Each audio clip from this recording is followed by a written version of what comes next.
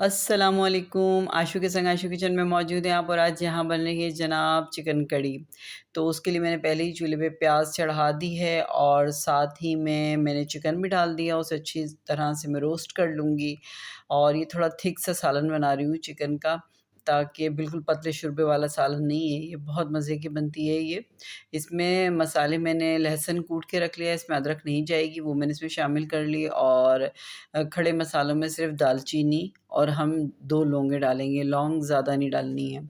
और मसालों में सालन मसाला मैंने ले लिया है और साथ ही में हल्दी और लाल मिर्ची। तो अगर आप स्किप करना चाहते हैं सालन मसाला तो हल्दी और लाल मिर्ची से भी बहुत अच्छी ग्रेवी तैयार हो जाती है।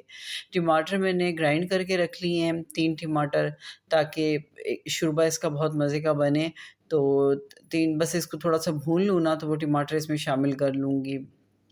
गरम मसाला मैंने इसमें हाफ़ चम्मच लिया है और गरम मसाला मैंने आपको बताया था कि घर का ही पिसा हुआ मैंने रखा हुआ है, तो आप बाहर से भी ले सकते हैं और ख़ुद भी पीस सकते हैं बहुत अच्छी तरह से। मशीन से ग्राइंड कर लिया जाता है। अब तो मशीनें इतनी मज़े की आ गई हैं कि अच्छी बहुत पाउडर की शक्ल में ग्राइंड हो जाता है और बल्कि आप अपने आप अपनी क्वांटिटी रख सकते हैं कि आपको क्या चीज़ ज़्यादा रखनी है और क्या चीज़ कम। तो बस अब आप उसे अच्छी तरह से भून लेने के बाद टमाटर भी मैंने इसमें शामिल कर लिए हैं और इसे मैं ढक्कन ढक के अब 20-25 मिनट के लिए छोड़ दूँगी ताकि ये अच्छी से तैयार हो जाए। बिल्कुल इसी तरीके से आप भी बनाइएगा और देखिएगा बहुत अच्छी चिकन कड़ी बनती है, बहुत मज़ेदार बनती है। इंशाल्लाह आपको बहुत मज़ा आएगा। फिर किसी नई रेसिपी में मुलाकात होगी। मुझे अपना फीडबैक ज़रूर दिया कीजिए कि आपको मेरी रेसिपी कैसी लगी। अल्लाह हाफ़िज़।